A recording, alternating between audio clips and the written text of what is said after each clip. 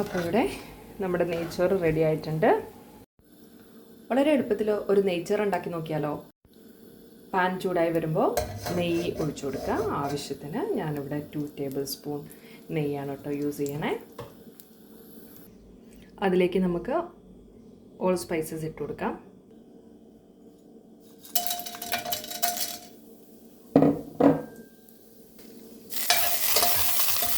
ഇത് നല്ലപോലെ ഒന്ന് മൂത്ത് വരണം.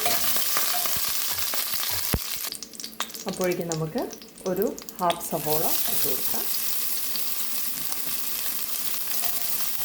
കൂടാതെ ഒരു 4 പച്ചമുളക് കീറിയതും കൂടി ഇട്ട് കൊടുക്കാം.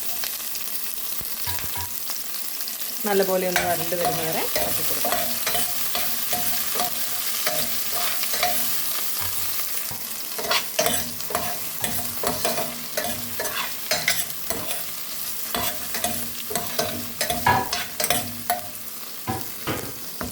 കറിവേപ്പില വേണ്ടവർക്ക് കറിവേപ്പിലയും കൂടി ഇട്ട് കൊടുക്കാം കേട്ടോ. ഞാനിപ്പോൾ ഇവിടെ ഇടുന്നില്ല. അതിലേക്ക് നമുക്ക് ക്യാരറ്റ് കുഞ്ഞായിട്ട് അരിഞ്ഞ് വെച്ചത് ഇടാം. ഞാനിവിടെ കുറച്ച് കൂടുതൽ എടുക്കുന്നുണ്ട്. കുറച്ച് ഹെൽത്തി ആയിട്ടിരിക്കാൻ വേണ്ടിയിട്ട് പിള്ളേർക്കൊക്കെ കൊടുക്കുന്നതുകൊണ്ട് കുറച്ചധികം ക്യാരറ്റ് ഇടുന്നുണ്ട് കേട്ടോ.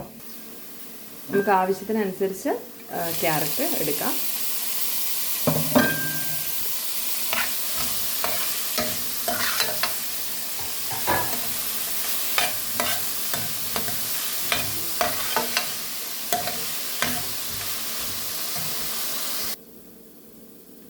അതിലേക്ക് ഒരു കുറച്ച് ഇഞ്ചി വെളുത്തുള്ളി പേസ്റ്റും കൂടി ചേർത്ത് കൊടുക്കാം. നല്ലപോലെ ഒന്ന് വരണ്ട് വരണം കേട്ടോ. ഇത് കുറച്ച് വരണ്ട് കഴിയുമ്പോൾ ആവശ്യത്തിന് ഉപ്പ് ചേർത്ത് കൊടുക്കണം.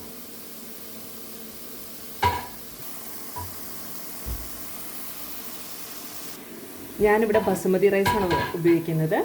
ബസുമതി റൈസ് ഒരു 10 മിനിറ്റ് കുതിർത്ത് വെച്ച് റെഡിയാക്കി വെച്ചിട്ടുണ്ട്. ഇവിടെ 2 ഗ്ലാസ് അരിയാണ് ഞാൻ ഉപയോഗിക്കുന്നത്. അതുകൊണ്ട് തിളപ്പിച്ച 4 ഗ്ലാസ് വെള്ളമാണ് ഞാനിവിടെ ചേർത്ത് കൊടുക്കുന്നത്. അളന്ന് 4 ഗ്ലാസ് വെള്ളം ഒഴിച്ചു കൊടുക്കാം.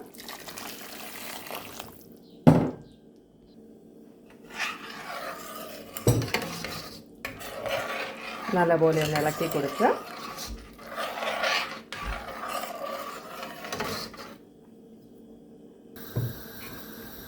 ഇനി ഇത് നല്ലപോലെ ഒന്ന് തിളച്ച് വരുമ്പം നമുക്ക് കുതിർത്ത് വെച്ചിരിക്കുന്ന ബസുമതി റൈസ് ഇട്ട് കൊടുക്കാം. ഇതിപ്പോൾ നല്ലപോലെ തിളച്ച് വരുന്നുണ്ട്. നമുക്കിതിലോട്ട് റൈസ് ഇട്ട് കൊടുക്കാം.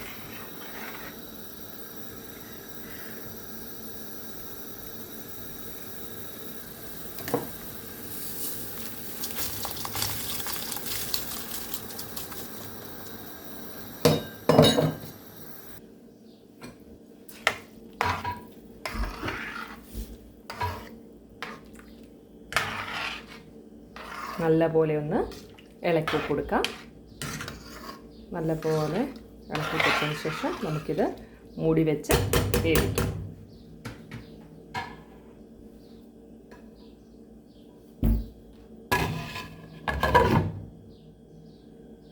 നല്ലപോലെ ഒന്ന് വെന്ത് വരട്ടെ.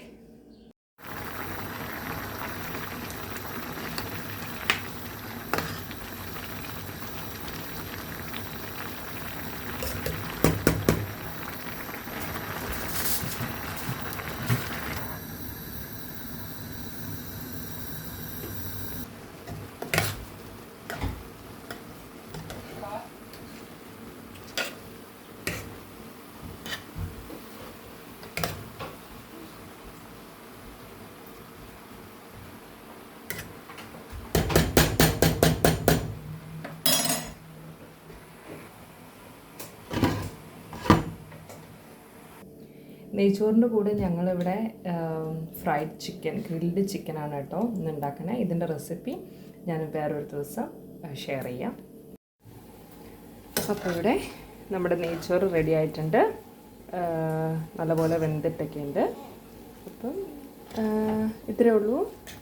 അപ്പോൾ എല്ലാവരും ഉണ്ടാക്കി നോക്കുക, ട്രൈ ചെയ്ത് നോക്കുക കേട്ടോ. അപ്പം thank you for watching. By.